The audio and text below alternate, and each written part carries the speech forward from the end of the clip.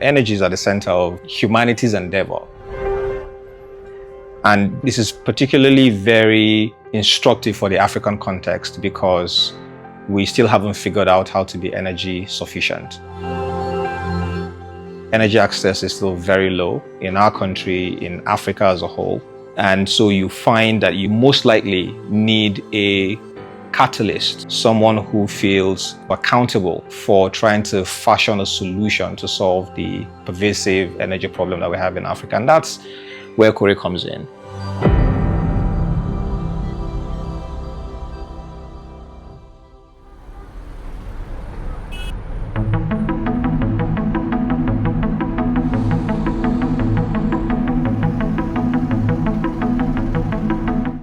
You certainly can't build anything on nothing. So the foundation is infrastructure. When we started Qoray, one of the problems that we saw was the complete absence of infrastructure. For example, we had a chicken and egg problem, which was, should the vehicles come first or should the charging stations infrastructure come first? And we realized very quickly that the infrastructure bit was the trickier bit. People asked us why we thought it was wise to build a charging station at the time. It was the first charging station that was available to the public that we built somewhere on Adeola Odeko, Victoria Island, Lagos.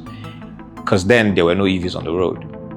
All right, but we thought we had a responsibility to start to signal that the time for e-mobility was then. And that's how we've approached it since then. You certainly cannot build infrastructure, or you cannot build an energy system. You cannot build the next phase of in the energy evolution without having built the infrastructure. You have traversed different industries in terms of career experience. For example, oil and gas.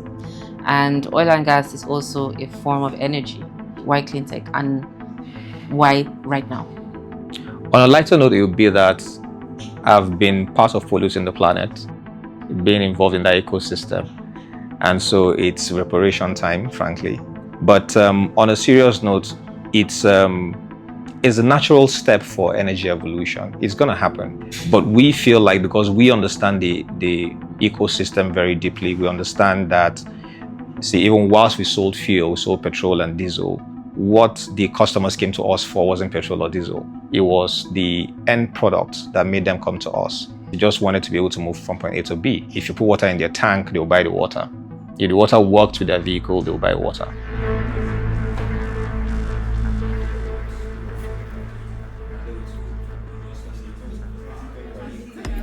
Our philosophy is first off enshrined in our belief that we have a role to play in fashioning a better world for the African. And that comes from the belief that put affordable, predictable energy in the hands of the average African, whether the person is an entrepreneur or just a student and so on, and they will excel. They will excel, in my opinion, far above their peers anywhere else in the world. I want people to see us as a catalyst of the conversation to move African prosperity from where it is right now to where it needs to be. And I think that goes beyond selling solar panels and selling electric cars or doing mobility as a service. I think that at the center of Africa's prosperity is the need for us to empower the individual to produce where they want, how they want, and do so predictably and efficiently, whilst doing the minimal harm to the climate and the environment. Qoray is an idea whose time has come. And so clean energy will always be the natural next step for energy evolution. So we certainly hope that people out there will join us, and together we move the conversation and Africa's prosperity forward.